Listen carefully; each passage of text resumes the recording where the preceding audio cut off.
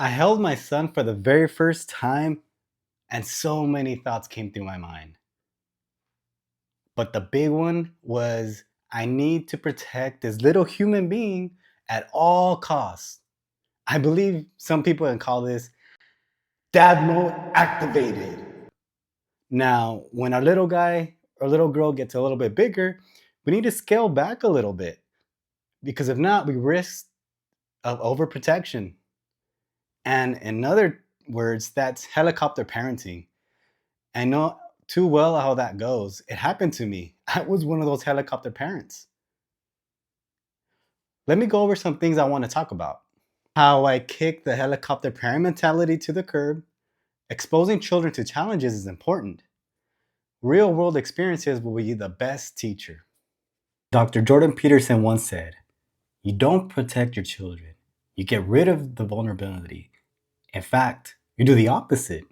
You expose them to the world as much as you possibly can. You teach them to be strong. That's the best antidote to their vulnerability." And there's a lot to unpack in this quote. If we put our children in a bubble, we risk the opportunity for exponential growth from the natural life experiences. I have to admit that I fell into this trap of overprotection. At the age of 16 months, my son started walking.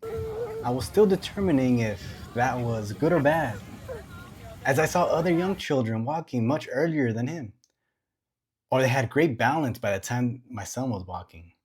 So, out of curiosity, I did what any parent would do. I Google searched. Some research says that 12 months is the average. Some research may say 18 months. Of course, many factors can play that average, and it will be different for everyone. I'm no doctor, but let's say the average is anywhere between 12 and 18 months when our little ones should start walking. I suppose my son was on the top end. So, to help our son out, we introduced the walker.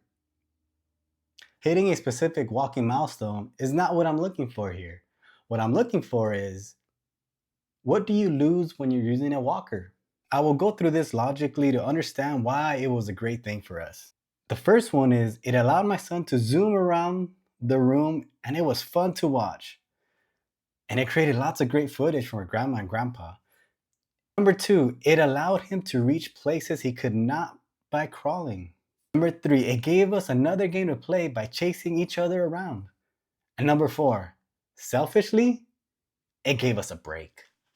Although the walker is a great way for a little one to get around the house and it's socially acceptable, we realized that it was becoming a big problem.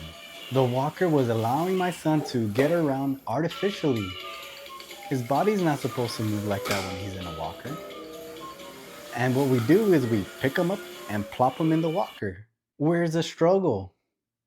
There's little to no effort. He just gets in and off he goes.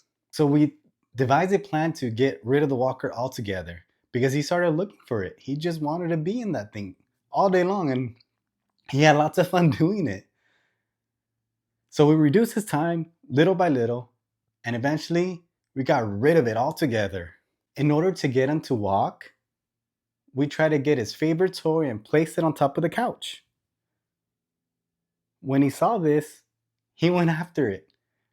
He couldn't climb and get to the couch, but it took him a while to get up to see his toy on top of the couch.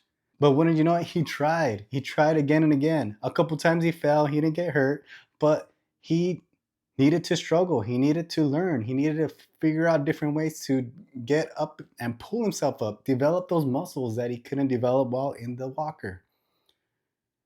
Eventually, he got up and he was able to put his hands on top of the couch. And then he started moving alongside of the couch. And all these little small movements helped him to gain new mobility, new muscles that he didn't use before because he was in the walker. And as the days went on, wouldn't you know it, he started walking all on his own. I feel like the walker was a crutch and it was preventing him to develop the muscles he needed, to develop the agility he needed to walk on his own. Here's another example. I was taking my son to the park and he wanted to climb up the stairs. Now, before I would help him go up the stairs, I would show him how to climb up the stairs. I would sometimes carry him up the stairs. But if anything taught me from the walker situation, I needed to let him figure it out on his own. He needed that. How else was he going to learn? So what I did is I encouraged him. I said, "Come on, buddy, you got it. You can get up the stairs."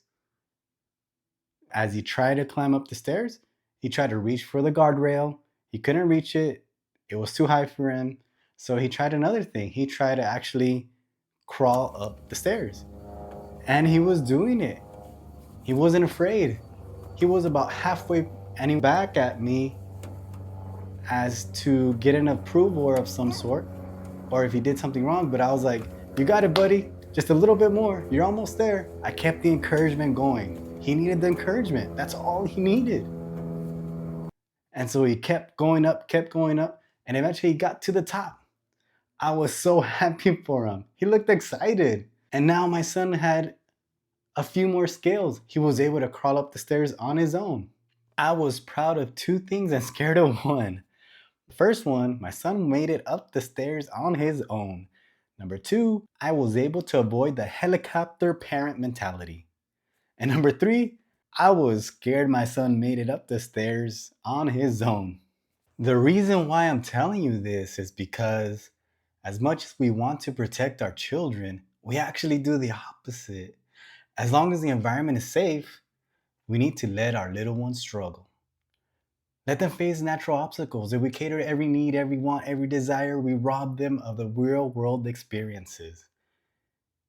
It's okay to let them fall. It's okay to let them get angry. It's okay to let them get frustrated. In doing so, they will learn how to manage the emotions the next time they face a similar obstacle. Be there to guide and support them, not take over for them.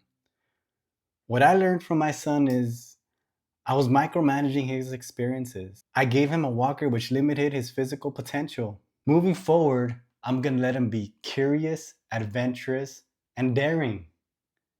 And that's the best way for him to learn. That's the best way for him to be resilient in every situation. And I'll leave you this quote for food for thought. Dr. Jordan Peterson says, "A question for parents. Do you want to make your children safe or strong?"